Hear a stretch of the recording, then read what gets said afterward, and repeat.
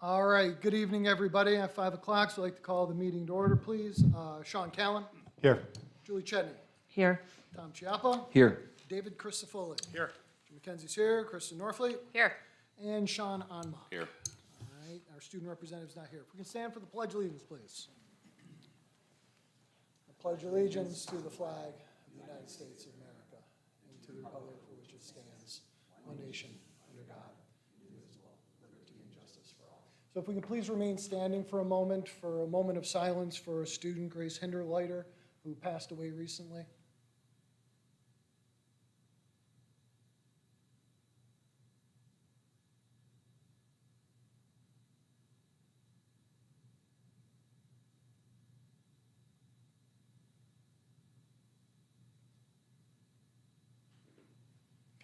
Thank you. Nobody has signed up for the floor to the public, so we're on to acknowledgements with Julie. Okay. All right, we'll start with Fitzhugh Park. Third grade classes at Fitzhugh learned about North America. Specifically, our students researched the country of Mexico. They learned about government, food, landforms, plants, and animals. They presented their group projects to the class, and then culminating activity was a Mexican fiesta with the entire third grade in the cafeteria, where students enjoyed some Mexican snacks and even learned the salsa dance from Fitzhugh Park's very own Mr. Herrick, who also happens to teach dance lessons to adults. Fun. Also at Fitzhugh, they hosted their first annual Leader in Me game night. Students put into action their Leader in Me habits and skills. They learned to enjoy some board games and friendly competition with their families and fellow classmates. On Friday the 8th, students enjoyed our Classroom Buddy Day. Students did some fun Thanksgiving and fall-themed team building activities with their classroom buddy, and then culminated the day with a Friendsgiving in the cafeteria. The positive connections students are making across grade levels has been wonderful and an exciting thing to witness. Layton had a holiday giving fact-a-thon. As a holiday project each year, the fourth graders, Mrs. Leonard, Mrs. Dunn, and Mrs. Isham's classrooms, they take part in a mission to brighten the holidays for senior citizens in our community. In order to raise funds, they buy some special gifts for these deserving folks. We're doing a fact-a-thon. Students will have the opportunity to meet up with Mrs. Leonard to shop on a weekend, wrap gifts in class, and make cards in school as well as part of the community opportunity. We love giving our students the opportunity to brighten the holidays for these folks. Students will answer 100 math fact questions in 5 minutes time. The facts will be single-digit multiplication facts up to 10. The high school, the cast is set. Oswego High School will be presenting Newsies as their spring musical production. On Friday, November 16th, the Outdoor Adventure Club explored Independence Trail in Scriba, accompanied by advisors Mr. Bush and Mrs. Beretta, and also joined by Miss Superick. The club hiked the trail and had campfires with s'mores and enjoyed a sunset with a beautiful full moon. Quarter one is officially complete. OHS had 41 students with perfect attendance. Additionally, there were 189 students who achieved highest honor, 142 who achieved high honor, and 127 who achieved honor roll. Congratulations to these students for their academic achievements. And lastly, in athletics, congratulations to our 3 Division I athlete commits, Amanda Connolly, yay, Amanda, Elena DeBlasi, and Tommy Kerwin. There was a wonderful celebration for these student athletes on the 13th, sponsored by the Buck Boosters. And I did hear it was a really fabulous event, Cindy, so great job with that. And looking forward to seeing lots more great things come out of athletics.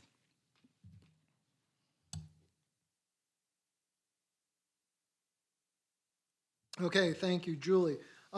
We have one item under Board of Education, and this is a resolution to adopt Ed Law 2D, which is a data protection agreement. So if I can have a motion as presented, please. Thank you, David. Is there a second? I'll second. Thank you, Tom. Is there any discussion? Okay, having heard none, all those in favor? Aye. Is there anybody opposed? Okay, motion carries. Next, we have the superintendent's report. Dr. Kilmer. Thank you much. So our primary presenter today is Cynthia Lazon, our athletic director. She's going to be providing an update on our athletic program, both current, past, and future forward. I do want to at least take a moment to, honor our staff and community at Kingsford Park after suffering such a significant loss. The community has been just absolutely incredible in their support of not only the family, but of also the entire Kingsford community. Our staff and principal there have really done just an incredible job of really doing what is unthinkable in education sometimes. And so I'm grateful to all of their hard work and love in supporting the students there, but of the entire Kingsford community. So thank you. Cindy, to you. All right, good evening, everyone. I didn't realize I had a 10-minute time constraint. I think it was told to me, but I always... Anyway, I'm going to try to do both things. Usually I can have something to set my papers on, but to give you an overview of what I guess my job here is, but the Director of Physical Education and Athletics, I do want to preface it that I thought I was doing a presentation on athletics, so there's not a lot or anything in here on physical education. That to me is a whole separate presentation. I'm not sure you're going to invite me back to do that, but that is the academia portion of athletics. Physical education is the actual curriculum, but athletics is an extension of that classroom, after school. So I didn't do vector training on this, but I learned it in 2 seconds over there with the clicker. Okay, so I wanted to start off when I was thinking about this presentation, just giving you guys a recap or an overview of what it is right now in New York State. So we are under the umbrella of the New York State Public High School Athletic Association. I thought it would be important for you guys to know that that does include 768 schools, okay? Underneath that, we are part of what's called Section 3. That's the section or area that we're in the state, and within that, there's 108 schools. When you're looking at farther down, we are also in part of the Salt City Athletic Conference, SCAC. There are only 15 schools in that conference. There are 6 other leagues. There are 6 leagues in the section. So we are just part of that Salt City Athletic Conference. So when you see the flags hanging at the stadium, that's what those schools are. So then I'm going to hone down into the Salt City Athletic Conference a little bit. The schools in that conference are really all AAA with the realignment with the state. AAA, AA, and we have 1 A school left, which is Jamesville DeWitt. Schools can actually elect to go to, or petition to go to whatever league they would like. This is just the league that we've been in since I've been here. So moving closer, this is all of Section 3. The dots are all of the schools and where they're located. I'm sure you guys being all from here, on the Board of Education here, you know exactly where we are on that map, which is not really where all the yellow dots are, but a little bit out on the left side here. But it's a pretty cool map to let you know some of the distances we do travel for some of our events. Class placements, because there might be some questions about that. How they actually develop our number, because back in the day it used to be what's called BEDS numbers, which was taken on BEDS days, which was back in October. Now they actually take the number of our class in June, so they take the freshman class and the sophomore class, what your population is. So they take those 2 classes in the year prior, and then they take an average of those 2 classes. So if you had an example, I think I wrote one down in my notes. If you had a 9th grade class, for instance, that was 125 students, and a sophomore class of 175 students, you would take those 2 numbers, plus you take the average of that. So our number for, if that was our school, would be 450. So you add all of those up. So you can see for the class, this year, our class number for 24-25 that we're using is 788. This is where we're falling for all of our sports. I know you guys had an opportunity to look through all of this once I gave it to Diane, real early yesterday. But then for the future, I wanted you guys to have a note of where we're going to be next year. So our beds number for next year is 854. I highlighted the ones in yellow that we would actually change classes for, because I figured that might be something that you guys would want to know. So something like outdoor track, we would be moving from a Class B to a Class A. Because sometimes people in the community have questions of why we're in this class, or why we're in this division, or why we're in that league. A lot of those questions I can answer. or maybe not answer, but here I want you guys to be able to answer that. Like, we're moving because our population is shifting. So when you look at the classifications that the state has set up, you know, sports that are 6 classes, those are all the sports that are 6 classes, and that's how the breakdown is. Sports that vary, in other words, not every school in New York State has those schools, so therefore they break it down so the classes are equitable. So about the same number of schools in each class. So the only 2 changing here for us would be boys and girls cross country. We move from B to A, and game day cheer, we'd go from B to A. So just want to make sure you guys had that little overview so you have some understanding of the world of athletics on the big scale. I felt like it was important to use this slide here. I think Dr. Kilmer developed this, or somebody in our tech world did, but since Dr. Kilmer's been here, this is our new mission, this is our vision, and these are our core values. I feel like in athletics, we encompass all of those, so I thought it would be very great to put that in our slide, in our presentation tonight. As I move forward to the end of the presentation and some goals I have, I will outline which core values we're actually, you know, trying to hit on those. So moving forward, fall sports, I'm not really going to get into all these charts. Again, I have the 10-minute time slot. I'm sure Bob's going to tell me I'm halfway already. But for fall sports, breaking it down between girls and boys, I just listed out the sports that we have. Next to it, I put the levels that we have of those sports. And next to that, you'll see a number. So varsity, like for instance, let's go to soccer on the girls' side, varsity, and then you'll see a number 1. That simply means we have 1 coach that's paid. I wanted you guys to know those things so that when you're looking at budget, you know where the money's kind of going to with coaching. And I know you guys have further questions with that, which I'll answer at some other time, I'm sure. But in any case, those are the number of coaches that we have next to each of the teams and the levels. And again, this is information from last year, but I'm just giving you the summaries of, you know, this is how many sports teams we have for girls and boys, 12 teams, 11, and going through. And like I said, I outlined the paid coaches that we have, but I also outlined our student athletes for that season. And again, this was last fall. Some highlights, which I think were very impressive last fall. In the boys cross country, our team was league champions, which was nice. And we did have 1 athlete go on and compete at the state competition. Last year it was in VVS. I went and I like to go to that because it was my old sport. So I was at VVS, and I remember forgetting to mention that in the spring program, because VVS is right around the corner. Usually a state meet, you're traveling a long ways. But anyway, boys golf, we had Kevin Waters, he got the SCAC Sportsmanship Award, and we had 6 golfers qualify for sectionals, and we placed 2nd there, I think usually behind JD. And then Gavin Ruggiero was our sectional champion last year. I can give you some highlights this year, but that will be at the end of this presentation. Boys volleyball, we did make it to the final game at JD and lost. Girls swim and dive, we had all 3 divers that were seniors last year qualify for sectionals. 10 out of the 14 girls on our team qualified for sectionals. And Jocelyn Kiniski, she's the SCAC champion last year in the 100 butterfly, qualified for states, and she also repeated that. So Daniel Dunn also went to states, and Colin Wallace went to states this past weekend in Queensbury for cross country, where they performed well. And then Jocelyn will be going to states this weekend for the update. Winter sports, I did the same exact thing. I did group some sports together, like indoor track. They don't particularly operate on a boys or girls team for the sake of the coaches. They're actually a head coach and 2 assistant coaches. That's why it's broken down like that. Same thing with unified bowling. It's boys and girls together, and they have 1 coach. So then that was the summary there. With unified, anything unified, they usually have participants, and we also have student helpers. So just make sure you guys know that. Some winter sport highlights with the girls indoor track.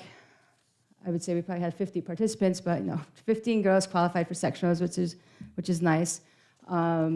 We had a couple of them placed there. Emery O'Brien was 3rd in the shot put. Audrey Donovan was 4th in the 600.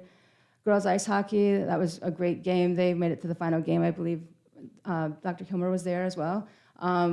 They were at the final game versus Skinny Atlas, and we're going to get them this year, just so you guys know. Girls bowling, all 5 bowlers qualified for sectionals, which was great for the girls' side. Malia Upcraft, she qualified for the Section 3 shootout. On the boys' side of things, the entire roster qualified for sectionals, so that was nice, and Daniel Dunn placed 4th. Boys swim and dive, all 3 divers qualified for states. All 3 divers will be returning, so this winter should be awesome. Nicholas Canale was a Class A diver of the meet and a Section 3 champion. Our coach, Kevin Morgan, he's actually the assistant coach, but he was named the diving coach of the year. In boys wrestling, we had 5 sectional qualifiers, and Nate Freeburn placed 5th there. And boys hockey lost in the quarterfinals, but they did have an outstanding athlete with Ian Cady last year. He was a Section 3 Player of the Year and first team All-State, 3rd all-time leading scorer for the Bucks. So that was a great accomplishment. Moving into this spring, same thing. We rerun our unified basketball when the spring seasons are starting, and all of our sports teams come to support them. So that's a great showcase for when we host unified basketball games. So you should come out and see those. Just a summary here again of spring sports, some highlights. Sectional game, they played, where was it? This was at Auburn. I was there for that one too. But it was a very close game. I only put that it went extra innings because it was a nail biter. And again, on that team, Maria Sweet was named All-CNY. Girls outdoor track, we were 4th in the Empire division within our league, and we had 15 sectional qualifiers. Girls lacrosse, 6th place, SCAC Empire, 5th place, Section 3, Class C. Elena de Blasi was a Section 3 academic All-American and also named All-CNY. Boys outdoor track, we had 15 sectional qualifiers. Adam Descula was Section 3 Class A champion in the 400 hurdles. We had a state meet qualifier, which was Marino Fenty, who placed 8th in the state championship in long jump. The year before, he won. Boys tennis, we had Duncan Baker qualify for sectionals and won his first match while there. And baseball secured a home sectional game as a number 4 seed, but lost to Central Square in a close 1-0. Totaling all that, in case you guys are looking at Title IX or anything, but we are in alignment with Title IX as far as our sport offerings. But we do have 34 sports, that's boys and girls totaled, 68 sport teams, that's all levels included. We'll be adding 2 more that weren't really reflective here. Because if I have to give the report next year, or when I do, it would be, we added JV football this year, and we're also putting in JV softball, so that would be 2 more sports teams, which would be over 90 coaches. And the 1,219 student athletes, I thought that was important to mention. Yes, some athletes are the same ones that do multiple sports, but I think it's important that we have a lot of the student athletes are involved in our athletic program. And also, some of them, the number may look small to some people, but there are numbers that we keep on our teams and due to safety. All right, so now I'm going to go to collaboration and community connections. Some people that I collaborate with here, or since I've been here, when I first started, I met with almost all these youth leagues, so youth basketball programs, Laker Swim Club, youth lacrosse, Pop Warner football, Little League. We work with all of them to use our facilities. As far as using other outside facilities, we worked with the Benjamin Fields and Complex, and not just for soccer, but they allow us to use their parking for a lot of events that we host. We have ice rinks and baseball fields that we work with the city, and the softball field and ice rink with SUNY Oswego. We're actually going to have a game there for hockey this winter. Legends Fields with Oswego County. As far as Buck Boosters, some of you sitting here are all members of it at one point in time or know a lot about it, or a lot more than I do. But since I've been here, I've worked a lot with them, and they have been excellent. They're awesome to work with. But we've created and made alive here the Buck Parade, the Buck Bowl, Homecoming Week. I don't really want to read through all of these, but I want to get to the T-shirts, which is why I'm wearing this one tonight. Every year they give our varsity teams all get T-shirts from the Buck Boosters, and I brought some here to share with you guys.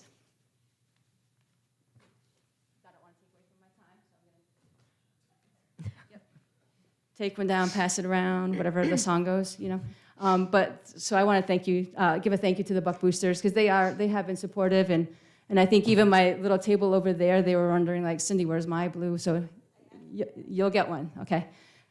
I think everyone likes the gear, even Amanda sitting up here. All the student athletes love it. So they not only give them T-shirts just to say, yes, you're a varsity athlete, but they give them goodie bags for their road trips, and they also purchased a portable sound system for the use of the athletic department this year, which I've used at cross-country meets so far, and we'll be using at track meets in the spring. So, and I think they used it here in the high school for lunches, the first couple of days of school. But I think we're always working. Their presidents and the officers have changed, but we are still always working together to ensure that our student athletes, have memorable experiences.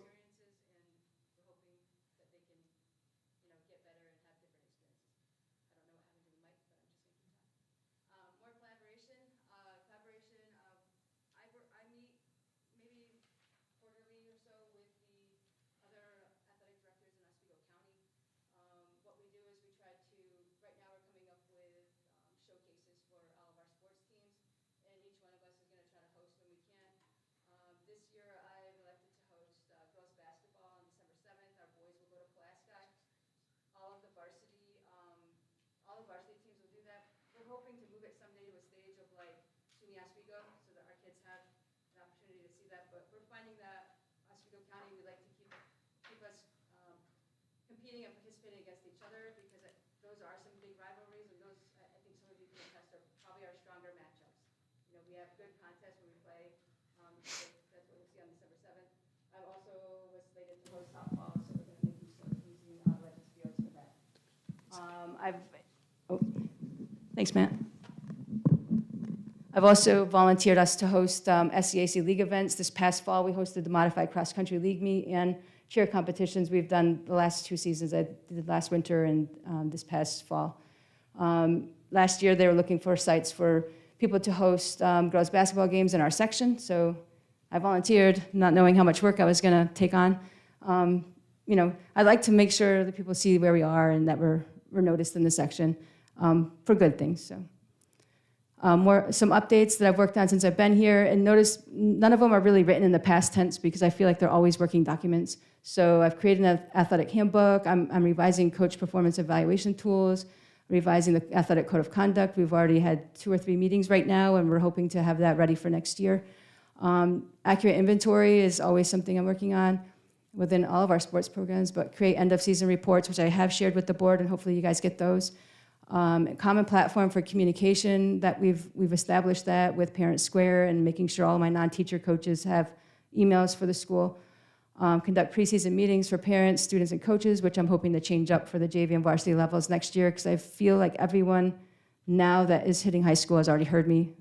So I'd like to make that more of a learning experience rather than me repeating what we expect here. And now we're getting toward the end, so hopefully I'm almost done with my time, Bob. Some program goals. So create and implement a safety plan for all coaches to practice and use with their teams. That's part of the safety with our core values. Professional development opportunities, I'd like to look for some of those, not just for the coaches, but also myself, so that I can gain more ideas and get other programs started for our student athletes and parents. Meet and develop with the director, develop a plan with the director of transportation, meet and develop a plan with the director of facilities. Those 2 are really important to me, and I know I'm not going to see a lot of time to do that until June when we can all breathe with it, but we need to sit down and formulate a plan that's going to be, you know, more efficient but also fiscally responsible. Meet with and work with the high school principal to find a space and schedule time for me to actually be physically present in the high school building so that I'm able to actually make connections with students. I feel like that's a missing piece. It's hard for me to make those connections if I'm in an elementary building. But coming over here, I feel like sometimes if I call students, you know, to the office, they automatically think they're in trouble. So I don't know. I'm not necessarily developing a positive relationship with student athletes. So I'd also like to form some clubs for student athletes that they want to implement. You know, example, captains clubs or student athlete advisory committees, some buck pride, some sportsmanship, and really whatever student-centered clubs that they'd want to get started with athletics. I think we really need to start working with the students to see what they want. Create a document outlining expectations for coaches. I believe that's one that Dr. Kilmer has on my list to do. Bring in guest speakers for student athletes and coaches. Sometimes we all need a little bit more of a boost of motivation besides what we're already hearing. Create and utilize an end-of-season survey for coaches and students. That one might be sticky, but I really feel like I can't get a gauge or pulse on what students and coaches are doing or not doing unless I can get an actual survey done. And I might hit some bumps with that, but I think that's important to get student feedback and coach feedback. Maybe I can open it up someday to parent feedback on a survey anonymously. Update and possibly create coach evaluation tools that can be more level specific. Right now we have one evaluation tool. I don't think it does justice for the modified coaches, JV and varsity assistants and varsity. I think if we had 3 different leveled ones, it would work a little better. Increase or improve athletic facilities.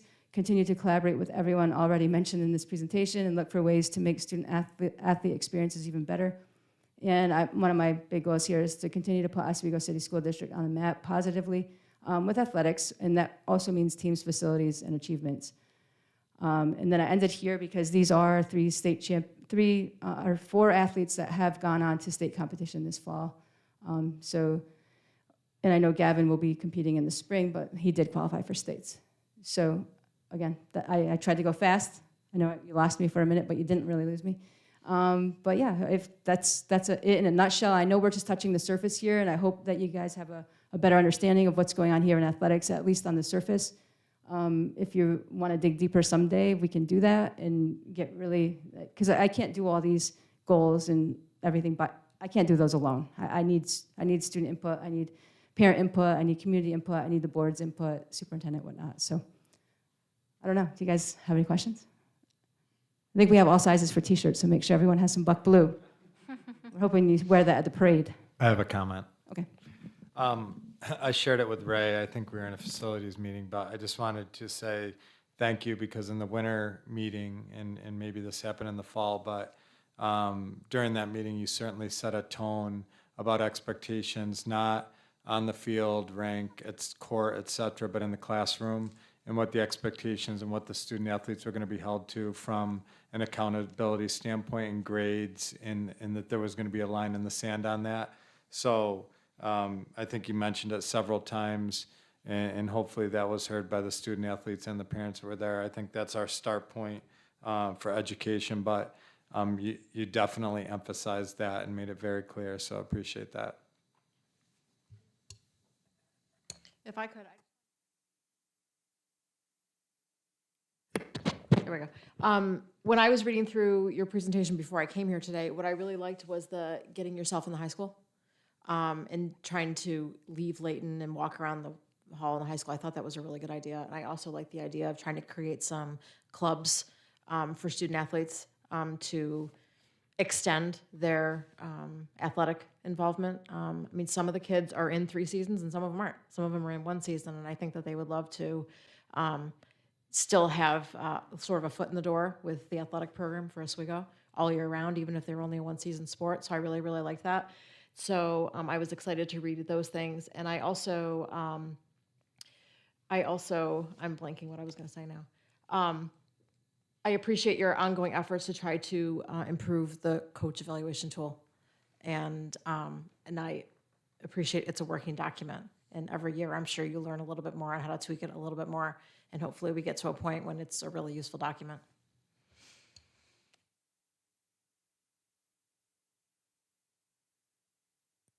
I will say Cindy has mentioned a couple times to me that she would love to find an office for the athletic department someday in the high school.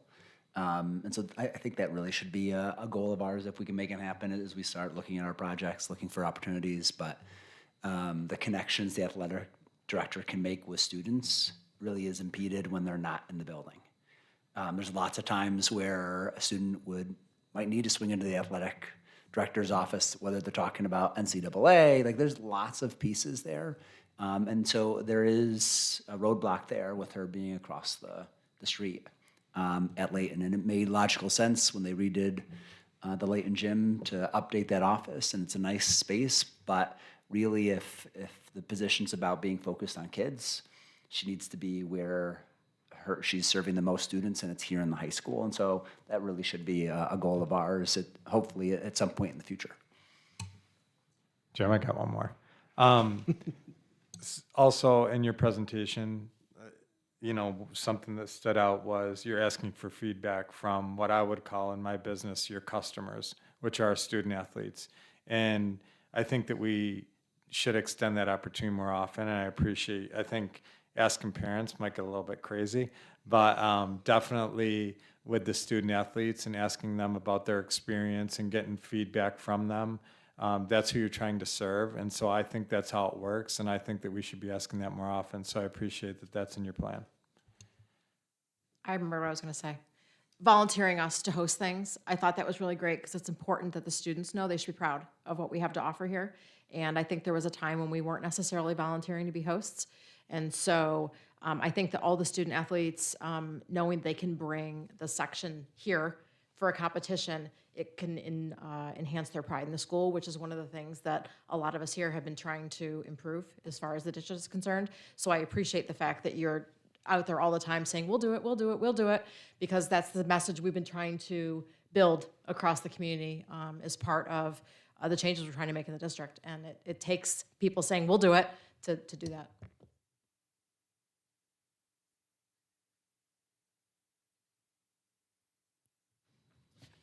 I think you were thrown under the fire when you first started here, and then there has been some bumps in the road, but overall, I think you've done a pretty good job, and I'm actually looking forward to see what you have planned for us in the future. Thanks, John. Thank you very much. I appreciate the presentation. And I want to echo what Jim said as well, communicating with the kids to get their input. I thought that's wonderful. So thank you. Now if I could read all those books that you told me about.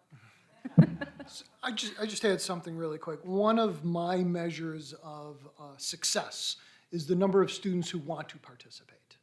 And at the varsity, junior varsity level, we're somewhat constrained based on competitions interscholastically with other schools. But at the moderate, modified in the middle school, we don't kind of have that same constraint as much as I understand it.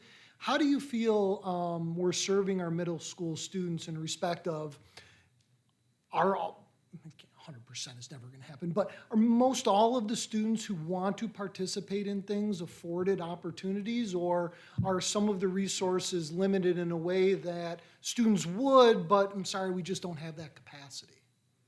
I think in our modified sports, we have added a second team for most sports right now, like modified girls volleyball, when I saw the need. I mean, we had 70 girls or 50 boys trying out for modified volleyball. We try to hit the need, so that would be the one sport where I feel like I know girls volleyball, they would like another team. I look at it as the facilities, I can't, in that time frame, I don't know where I would put people, and I've had to really be flexible to get what we do have operating. But I would say at middle school level, I feel like every student is afforded the opportunity to play. I think girls soccer, we don't make any cuts, I don't believe. Boys soccer, same way, we've added teams. I did add a line into my end of season reports to you guys last year to let you know how many people are actually signing up versus how many people are actually on the team at the end of the season. That was a line that I added in because I felt like I needed to know, like, if 70 kids are trying out and we're only, keeping, let's say 30, what are the other 40 doing? And I know that particular number speaks volumes to girls volleyball. And I say that because could we start a freshman team? Yes. Could we start another modified team? Yes. But it's also constraints on facilities and transportation and, all those things. That's the one sport in my mind, I know that we're not reaching all the kids, but we do, and I'm working with the middle school principal now to just, in those seasons when those kids are not making teams, is that something we can focus our intramural programs on so that they are getting the skills to get better. Otherwise, they're being cut and then, okay, try again next year. We'll try again next year, but we're not giving you any tools to try to do better next year. So that, again, volleyball is the one, but I feel like everywhere else, as far as modified, we have numbers that are growing as opposed to a lot of other districts at the modified level. So around the state, I'm on the modified committee for our section, and that was one of the questions, like post-COVID, what are people seeing? And I was probably the only one in our section to say, like, we are really growing. Like, from when I got here, I feel like our modified programs, like, kids want to do things here. So I want to provide that opportunity, and then we just need to figure out how to keep that number going when they get to ninth grade. I got to look at there's scheduling constraints there too, like 4 seasons in modified. Then all of a sudden they get to high school and they've got to choose, are you going to do boys volleyball? Are you going to do boys cross country? Are you going to do boys soccer? Are you going to do football? So I was actually doing this presentation made me think, are we offering too many sports that we can't really focus on being good at a couple? I don't know. I don't have the answers. I just wanted to share. And I'm hoping with doing this project, I call it a project because it took me a lot of time and energy, but it made me reflect a lot. And I feel like that was part of this, is looking at modified levels, looking at JV levels, looking at varsity. Are we being efficient? Is everyone getting an opportunity? And if not, I look to intramurals to hopefully help that. But if there's ever a time to talk more with, creating another level of a program, then I'm open. It's just a matter of how much I can juggle. Because you saw, I'm going to push about 92 coaches, which are 92 evaluations, which is a lot of time.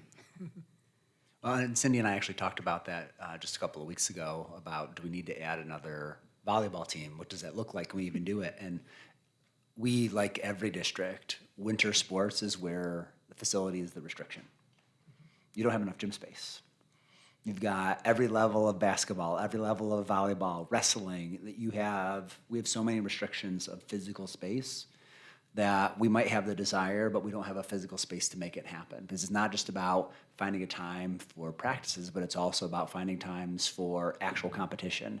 And that adds a further piece to complicate that piece. But she's always looking for opportunities to expand opportunities for students. And so, I appreciate your work in that. Did I get what you were looking for? No, absolutely. I'm a firm believer that not everything can be a yes, because there are going to be rate limiting things. Even if you don't have our bus, you've contacted 5 bus companies and they've all said, no, there's literally nothing you can do. We can't create a new gym. There's sometimes we can't, but the reason I ask is, and I'm happy to hear, is we are paying attention to it. At any point where we can do more, where we can include more students, the fact that we're continuously looking at it and trying to reach that goal, that's where I'm glad that we are.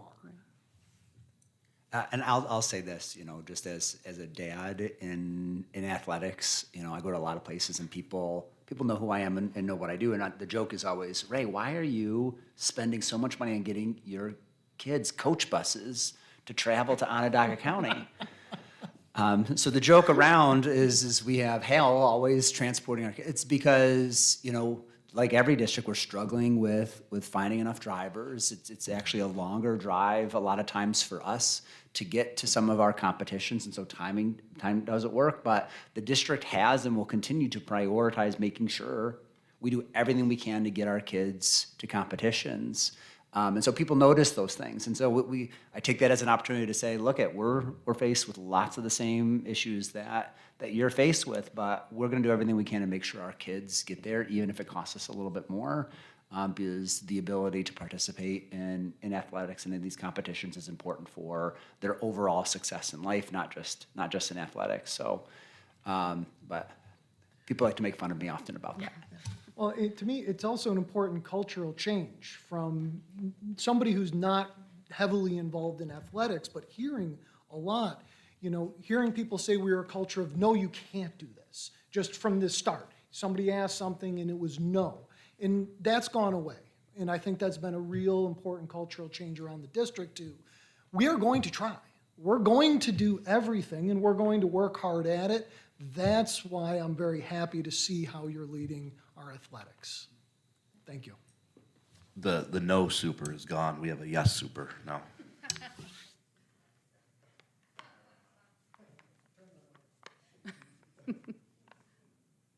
Anything Thanks, else? Cindy. Any other questions from the board? Thank you very much, Cindy. Appreciate your time. Okay, we're to our, Dr. Kilmer, was anything else for the evening? Good, okay. Committee discussions, anything from the audit committee? We're good, David? Community relations? I think we have a newsletter coming out before Christmas.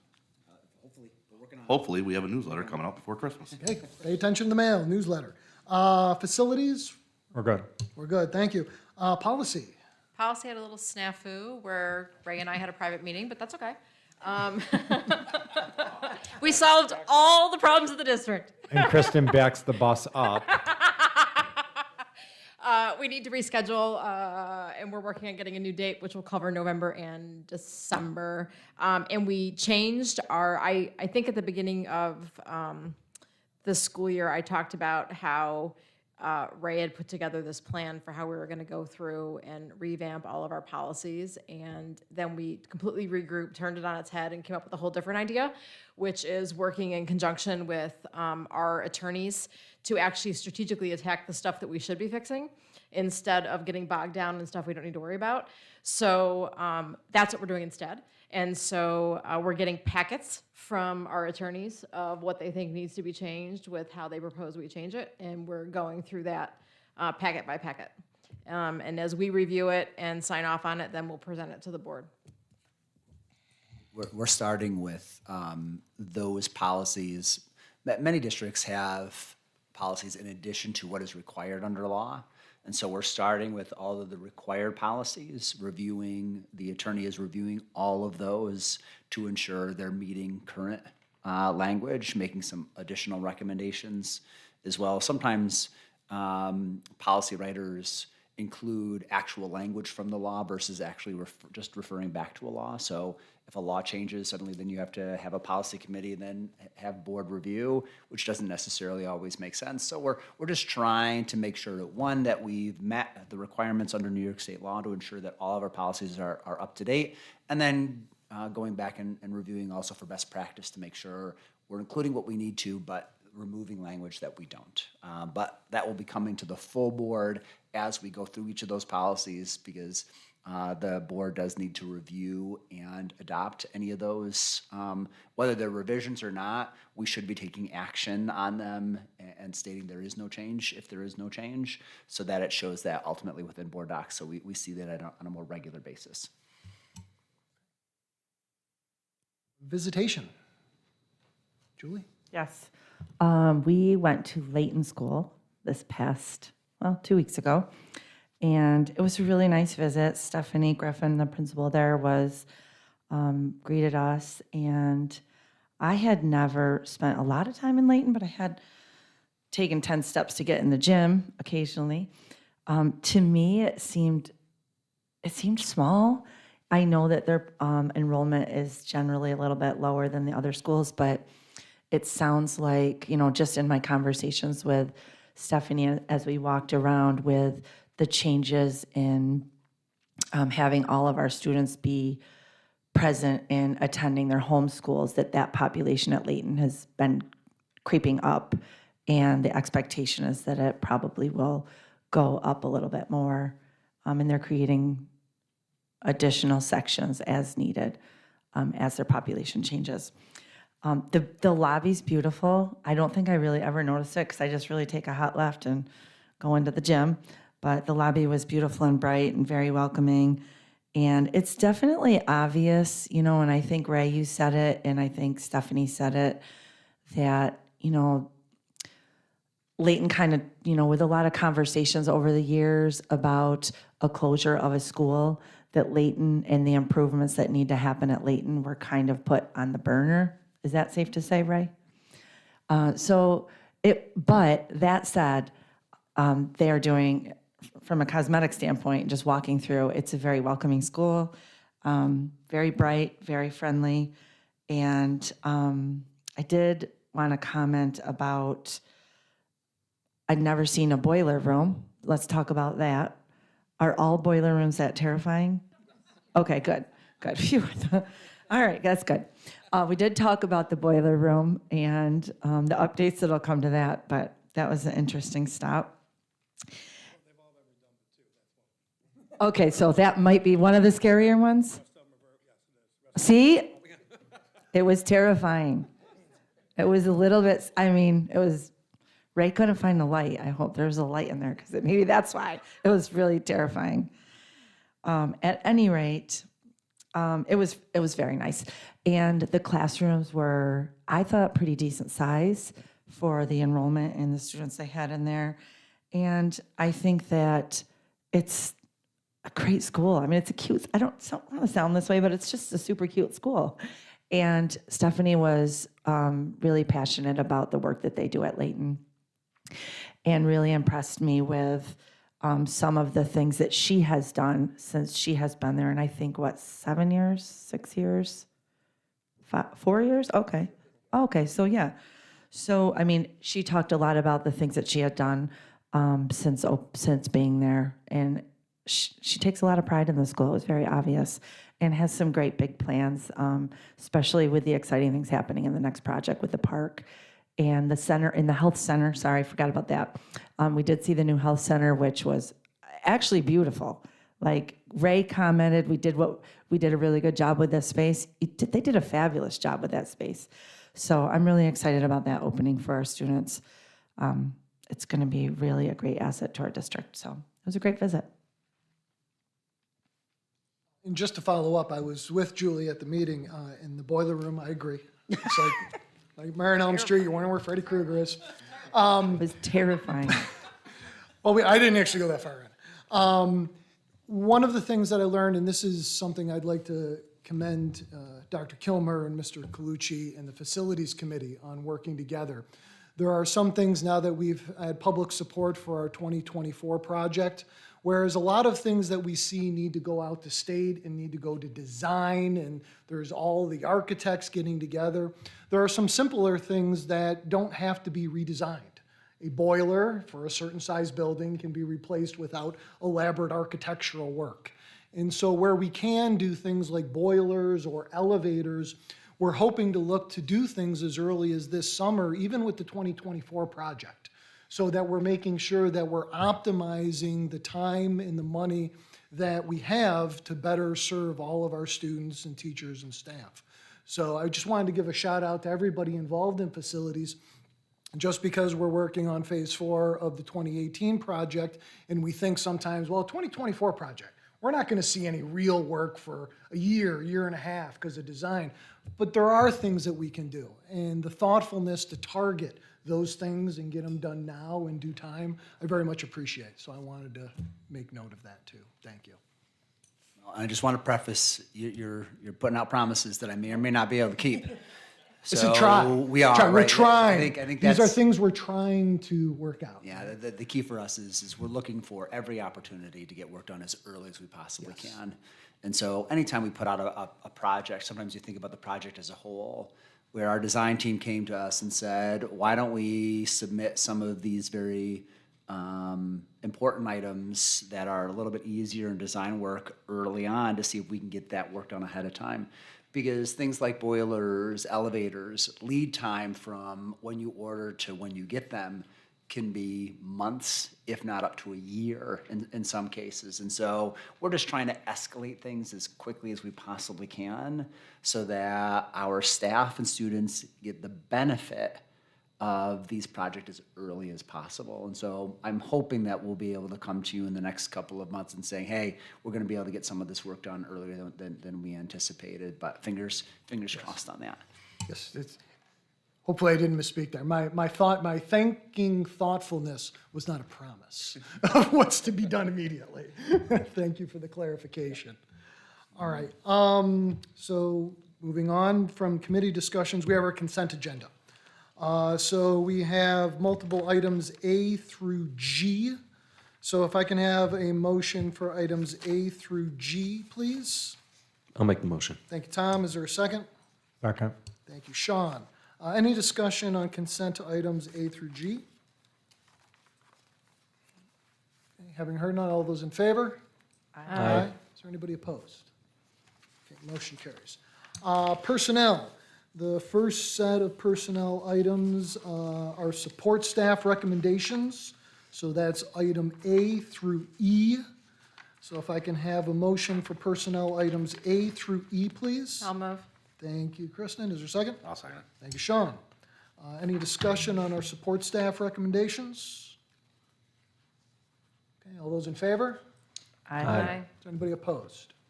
Okay, motion carries. Next up, we have our substitute and temporary employees and our extra compensatory positions.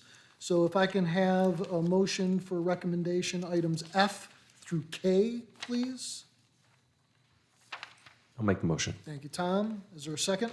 I'll second. Thank you, David. So we're talking about items F through K, our support and temporary employees and our extra compensatory positions. Any comments, questions? All those in favor? Aye. Is anybody opposed? Motion carries. Next is finance. We'll start with some agreements and resolutions. So items A through D, please. We can have finance items A through D. A motion? I'll make a motion. Thank you, Julie. Is there a second? I'll second. Thank you, Kristen. All right, any discussion on finance items A through D? Haven't heard none. All those in favor? Aye. Anybody opposed? Okay, motion carries. Next, we have a suite of budget amendments. So these are items E through G. So if I can have a motion for items E through G, please. I'll make the motion. Thank you, David. Is there a second? I'll second. Thank you, Sean. Is there any discussion or questions on items E through G? All right. All those in favor? Aye. Aye. Is there anybody opposed? Okay, motion carries. Next up, we have our student representative, Amanda. I just have one quick thing. Looking forward, I know in the winter when it gets snowy, we had a lot of issues last year with it being really slippery walking into school and just like the parking lot and sidewalks in general. And we tended to see them like salting and de-icing like once we got to the building. And I think this was brought up last year, but we were just hoping that it could get like more attention this year, just like thinking ahead so we don't wait until like the last second. That's really all. Thank you, Amanda. Items from the board. Are there board I do. members? Yeah, I Chris. have a couple things. First, as a parent of a high school student, I got what I think is the first OHS quarterly newsletter. I think Matt and his OHS yearbook crew were responsible for this. And I just want to tell them what a good job it was. I enjoyed reading it. It's put together really, really well. The students did a fantastic job. I thought it was a great addition to the end of the quarter, getting the grades and including this as part of it, telling us what's going on at the school. And for those people who are listening and watching, I just wanted to highlight music concerts coming up for the holidays. December 6th is orchestra, December 13th is band, December 17th is chorus, and December 19th is jazz. Those, of course, are the high school music groups. I also wanted to commend the girls volleyball program. I don't know if everybody knows this, but the girls volleyball program, in addition to going to sectional semifinals, Coach Sarah Storrs was named the section coach of the year. Senior Ella O'Connor was named the player of the year. Junior Gabriella Warner was named first team all-league. Senior Cora Shield was named first team all-league. Freshman Sophia Otakady was named second team all-league. Junior Alyssa Busaljic was named second team all-league. Junior Laya Lakowski was named honorable mention. Senior Victoria Marino was named honorable mention. And when you're commending Sarah Storrs for being coach of the year, she had 10 seniors graduate last year and had 4 girls return to the varsity team this year. And she brought them to the sectional semifinals, won coach of the year, had the athlete of the year. I think it's a tremendous comment on what she's done with the program.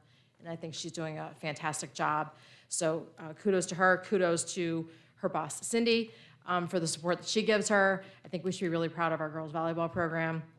It's no secret, I know, everybody knows my kid plays volleyball, but I wanted, she's not on varsity though, but I wanted everyone to be aware of that because I think we should be really proud of our girls. And then also, I had it queued up here so I could read it, that's why I'm holding my phone, and it's not cooperating with me, so let me try to find it again. I just wanted to read something that was posted by one of our teachers on Facebook. I'm not going to say who the teacher was, though some people might recognize the post. Being a teacher this week has reminded me of the reason why I entered this field. There have been so many days that my why has felt distant, but not this week. I cried with my students this week. I held my students this week. I taught them things that will never be on a state test or report card. My students and I leaned on each other this week, and I don't think either of us will forget these days. But today was World Kindness Day, and we all knew our school could use unprecedented smiling. It didn't take much, a small act was all. We wrote and delivered notes with short phrases we thought would brighten others' day, and we made sure every adult got one. Everything about this activity was what my heart needed.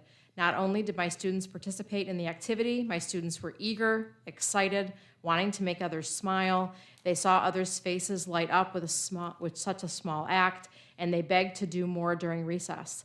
They truly understood the significance of kindness. Some days curriculum has to take a back seat to life's more important lessons, and those lessons will always be my biggest why. I wanted to thank our best and brightest who choose to come back after college and be teachers here. I think we're so lucky. A lot of our kids I know leave, but some of them are really great and they come back. And I think that we're so fortunate for those kids who make that choice to come back and become teachers in our district. And that was from a second grade teacher at KPS. And I just wanted to say we're so lucky to have people like that. And I'm thankful every day in this month of being thankful that we have people like that in our district. Thank you, Kristen. Anybody else? I had a couple of things. One, from Oswego County School Boards Association and Central New York School Boards Association, we're looking to do a couple of things coming up in the spring. One will be a meeting with Will Barkley early on in the spring to talk about the effects of the budget and education, and that'll be open to everyone, and you'll get an invitation to that.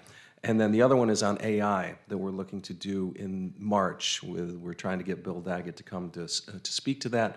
But then also a school that is implementing artificial intelligence in their school now, the Shodak Central School, and we're trying to get them both to come together for a presentation that we'll do in combination with Central New York School Boards Association. So it'll be around, I think we're doing Onondaga BOCES is what we're shooting for is for location. But that will be for something to look for on the horizon. But I think the artificial intelligence component, whatever we can do to be proactive relative to that, I think we need to at least keep our eyes open on the horizon for it. And the other thing I just wanted to say, and I wanted to jump in this, I think that was wonderful, Kristen, for that little moment. And we talk about the little things, we talk about celebrating the big things, but also just the little simple things that make a big difference, and that being kind.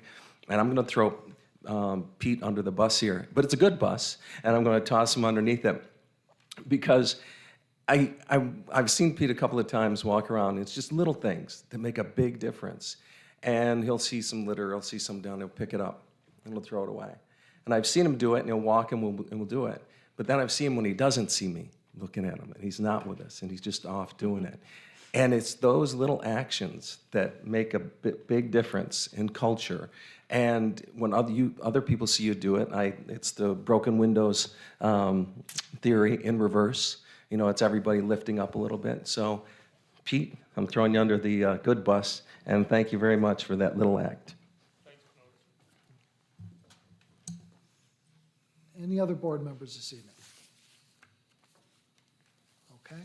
All right, there is a need for executive for the reasons of collective negotiations pursuant Article 14 of the Civil Service Law and medical, financial, credit, or employment history of a particular person or corporation, and there will be a need for a vote after executive. So if I can have a motion to move to executive, please? I'll make the motion. Thank you, David. Is there a second? I'll second. Thank you, Tom. All those in favor? Aye. Aye. Is anybody opposed? Okay, motion carries. Thank you, everybody. Have a nice evening.